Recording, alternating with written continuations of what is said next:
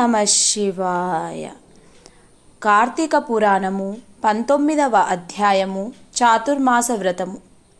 అంగీరస మహర్షి చాతుర్మాస వ్రతం గురించి వివరిస్తాను అని మునులందరితో చెప్పాడు 18వ అధ్యాయంలో.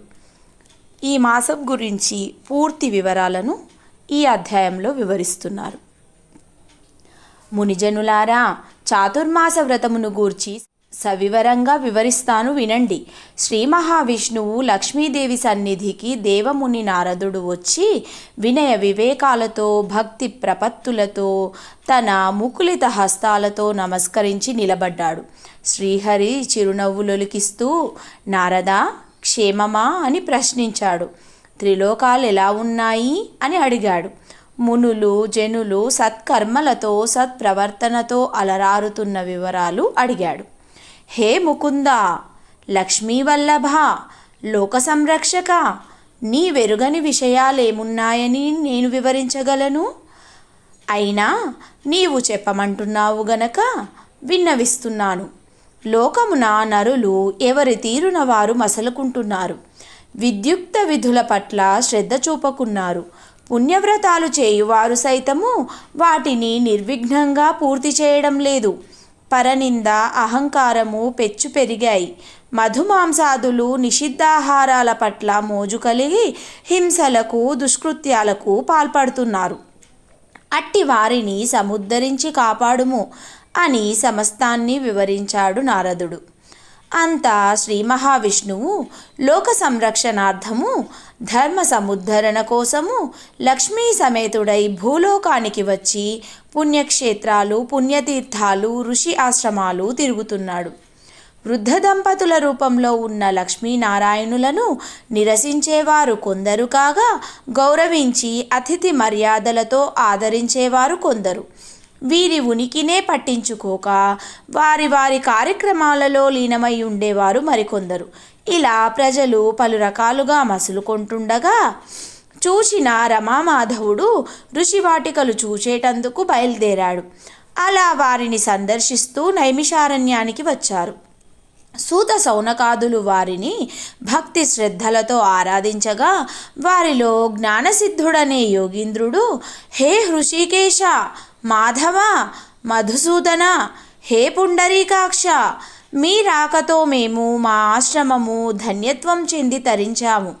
చరాచర జగన్నాటక సూత్రధారి పరంధామ, లోకాలు అతలాకుతలమై సత్కర్మలకు దూరమై ధర్మగ్లానికి లోనవుతున్నవి. హే లోకరక్షక, లోకాలు తరించే మార్గం ఉపదేశించు అని వేడుకున్నాడు. జ్ఞానసిద్ధ, కోరవలసిన కోరికనే కోరావు. లోకోద్ధరణే ధ్యేయంగా నేను శ్రీలక్ష్మి భువికి దిగి వచ్చాము. లోకశ్రేయస్సే ధ్యేయంగా గల నీకు 2 వరాలను అనుగ్రహిస్తున్నాను. కోరుకోవలసింది అన్నాడు శ్రీహరి. దేవదేవ, ప్రాపంచిక వ్యామోహములకు అతీతంగా మసలలేకున్నాము. పరంధామ, నీయందే మనస్సు ఉండునటులా అనుగ్రహించవలసిందని వేడుకున్నాడు. అనుగ్రహిస్తాను. 2వ వరం కోరుకోవలసింది అన్నాడు ఆపదోద్ధారకుడు. దురాచారము పాపకర్మలు స్వార్థ చింతనలు ప్రజలలో పెచ్చు పెరుగుతున్నాయి. అవి తొలగి ప్రజలు ధర్మచిత్తులై మసులు కొనగల రీతిని కొనసాగించగల వ్రతాన్ని అనుగ్రహించు లోకరక్షక అని ప్రార్థించాడు జ్ఞానసిద్ధుడు. అందుకు ఒక వ్రతాన్ని అనుగ్రహిస్తాను.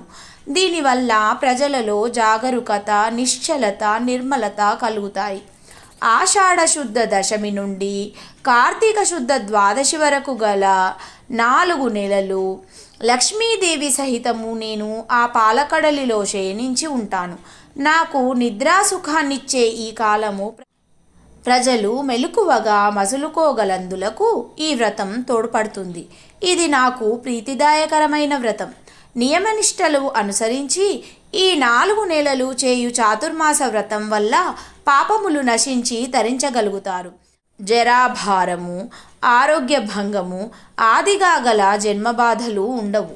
పుణ్యప్రదమైన ఈ వ్రత దీక్షితులు ఆషాఢ శుద్ధ దశమి నుండి శాకము, ఆ తదుపరి నెలకు శ్రావణ శుద్ధ దశమి నుండి పెరుగుని, అటుపై భాద్రపద దశమి నుండి మొదలు పాలు, ఆ పై నెలకు అనగా ఆశ్వయుజ శుద్ధ దశమి మొదలు పప్పు దినుసులు విడిచిపెట్టాలి. క్రమక్రమంగా నే చెప్పిన ప్రకారము ఒక్కొక్క పదార్థాన్ని విడిచిపెడుతూ నియమిత ఆహారం తీసుకుంటూ పూజ పునస్కారాలతో ఈ 4 నెలలు భక్తి తత్పరులై నన్ను సేవించిన వారికి ముక్తిని అనుగ్రహిస్తాను. నాకు నిద్ర, మెలకువ, సుషుప్తి అవస్థాత్రయములు లేవు. వీటికి అతీతుణ్ణి. భక్తుల నిద్రా పరిశీలనే నా నిద్రావస్థ కనుక జ్ఞానసిద్ధ, నేనీ 4 నెలలు నిద్ర నెపంతో శయనించిన భక్తి గల వారిని పరిశీలిస్తూనే ఉంటాను. త్రికాలములందు స్తోత్రము చేయు వారికి, నిశ్చల చిత్తంతో క్రమం తప్పకుండా నన్ను పూజించు వారికి నేను ప్రసన్నుడనవుతాను అని ప్రబోధించి శ్రీహరి వైకుంఠానికి వెళ్ళి శేషతల్పాన శయనించాడు. పాపులు, దుర్మార్గులు ఈ వ్రతం వల్ల సద్వర్తనులు అవుతారు. అన్ని కులాల వారు ఈ వ్రతాన్ని చేయవచ్చు.